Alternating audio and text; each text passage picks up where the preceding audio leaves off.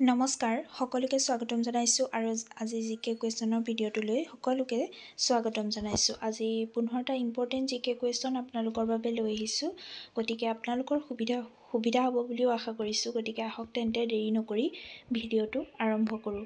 আজিৰ প্ৰথম প্ৰশ্নটো হৈছে বিশ্ব এইডছ দিৱস কোন তাৰিখে পালন কৰা হয়? অপশ্যন কেইটা দিয়া আছে 1 মাৰ্চ, 2 এপ্ৰিল, 1 ডিচেম্বৰ, 1 জুন। শুদ্ধ উত্তৰটো হৈছে 1 ডিচেম্বৰ।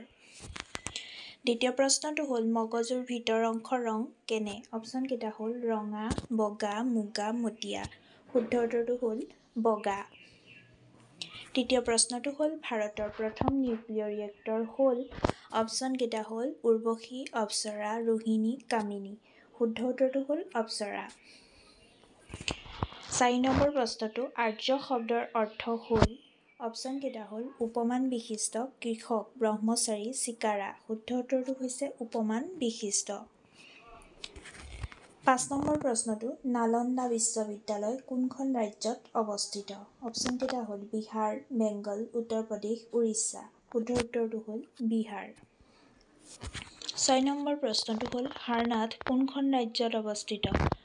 অপশ্যন কেইটা হ'ল উত্তৰ প্ৰদেশ, কেৰালা, গুজৰাট, বিহাৰ। শুদ্ধ উত্তৰটো হ'ল উত্তৰ প্ৰদেশ। 7 নম্বৰ প্ৰশ্নটো প্ৰথম বৌদ্ধিক সংঘ কোনখন নগৰত হৈছিল?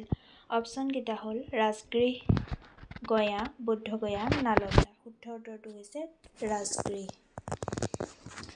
8 নম্বৰ প্ৰশ্নটো তলৰ কোনখন উপনিষদৰ পৰা সত্যমেৱ জয়তে শব্দটো লোৱা হৈছে?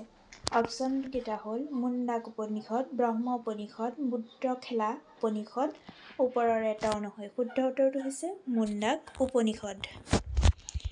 9 নম্বৰ প্ৰশ্নটো গায়ত্ৰী মন্ত্ৰ কোনে ৰচনা কৰিছিল? অপশ্যন কেইটা হ'ল বিশ্বামিত্ৰ, ইন্দ্ৰ, পৰীক্ষিত, বশিষ্ঠ। শুদ্ধ উত্তৰটো হ'ল বিশ্বামিত্ৰ।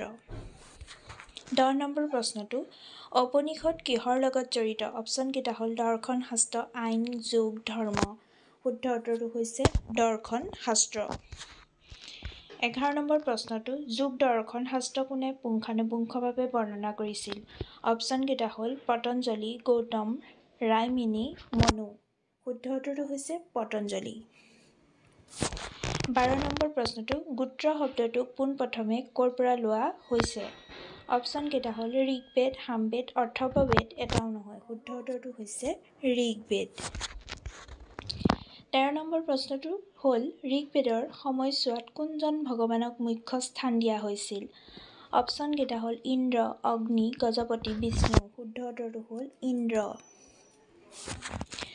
14 নম্বৰ প্ৰশ্নটো হ'ল সিন্ধু উপত্যকা সভ্যতাত ঘৰবোৰ কিহেৰে বনাইছিল? অপশ্যন কেইটা হ'ল পোৰা ইটা, কাঠ, শিল আটাইকেইটাৰে। ইয়াৰ শুদ্ধ উত্তৰটো হৈছে পোৰা ইটা। এতিয়া শেষৰ প্ৰশ্নটো অৰ্থাৎ 15 নম্বৰ প্ৰশ্নটোলৈ আহিছোঁ। কপাহৰ বস্ত্ৰ উৎপাদন কৰা প্ৰথাটো ক'ৰ পৰা আৰম্ভ হয়? অপশ্যন কেইটা হ'ল ভাৰত, ইজিপ্ত, মধ্য আমেৰিকা, চীন। শুদ্ধ উত্তৰটো হ'ল ভাৰত। গতিকে আজিলৈ প্ৰশ্ন ইমানেই। আপোনালোকলৈ এনেধৰণে পুনৰ ইম্পৰ্টেণ্ট জিকে কুৱেশ্যন লৈ আহিম। গতিকে আশা কৰিছোঁ আপোনালোকৰ বাবে সুবিধা হৈছে। গতিকে আজিলৈ ইমানেই। ধন্যবাদ।